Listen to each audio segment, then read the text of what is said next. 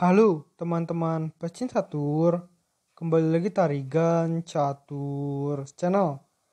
Grandmaster Magnus Carlsen gagal menjadi juara ya di dalam turnamen Meltwater Champions Chess Tour Oslo Esport Cup 2022 setelah dikalahkan Grandmaster Shakhriyar Mamedyarov di babak ke-7 turnamen dengan skor 0,5 berbanding 2,5.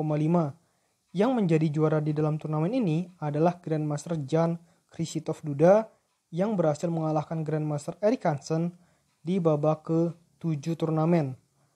Di sini, admin Tarigan Catur akan mengulas partai penentu kemenangan Grandmaster Mamedyarov ya atas Grandmaster Magnus Carlsen.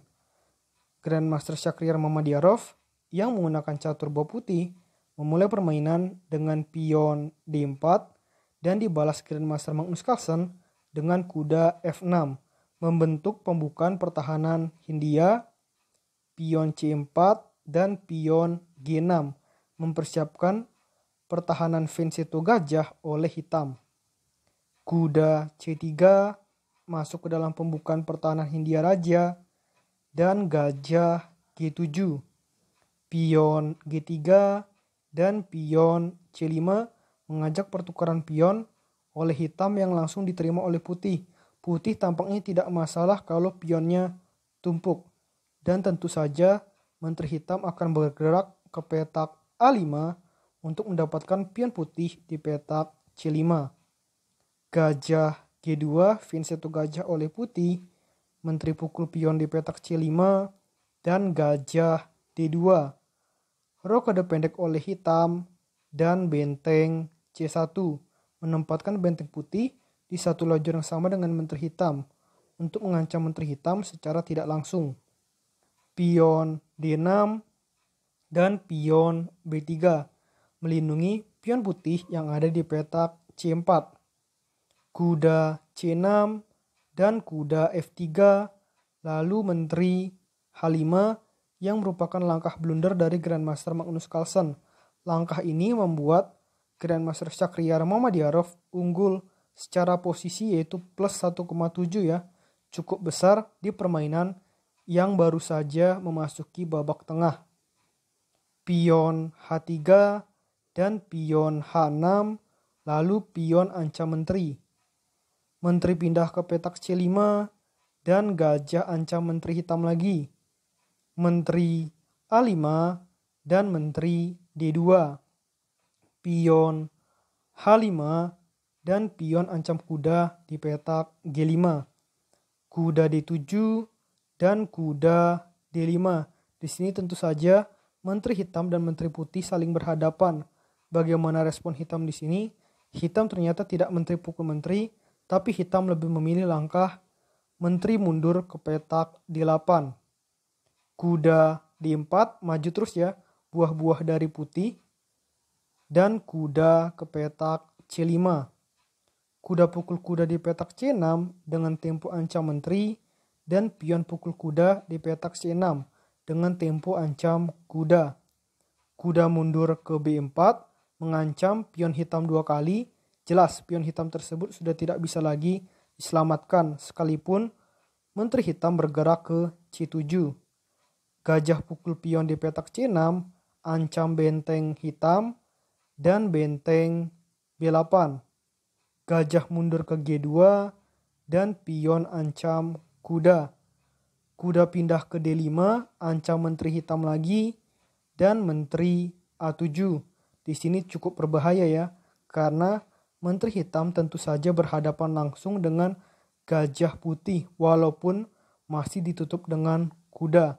Di petak diagonal A7 hingga G1, rokade pendek oleh putih dan gajah ancam kuda.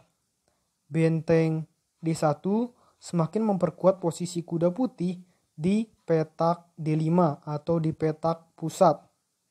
Gajah pukul kuda di D5 dan pion pukul D5. Benteng B4 dan benteng C2, benteng C8 dan menumpuk benteng di lajur C.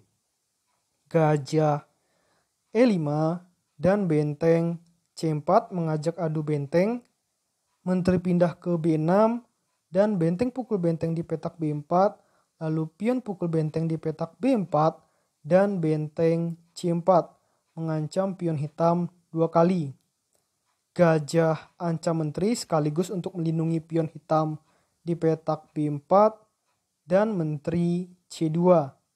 Menteri A5 dan gajah E4 tentu saja untuk mengancam pion hitam 2 kali. Akan sangat berbahaya kalau pion ini tidak dimakan ya. Karena tentu putih akan mempunyai banyak sekali kombinasi jika ini sampai termakan dengan mudah. Oleh karena itu, Raja Putih mendekat ke pion hitam dengan melangkah ke petak H7.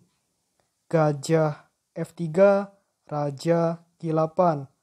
Gajah E4 lagi, Raja H7, dan gajah F3 langkah bolak-balik. Raja pindah lagi ke G8 dan Raja G2 akhirnya agar tidak tercipta remis ya. Benteng A8 mengancam pion 2 kali dan gajah pukul kuda di petak C5, lalu pion pukul gajah di petak C5 dan pion D6. Ini langkah menarik dari putih.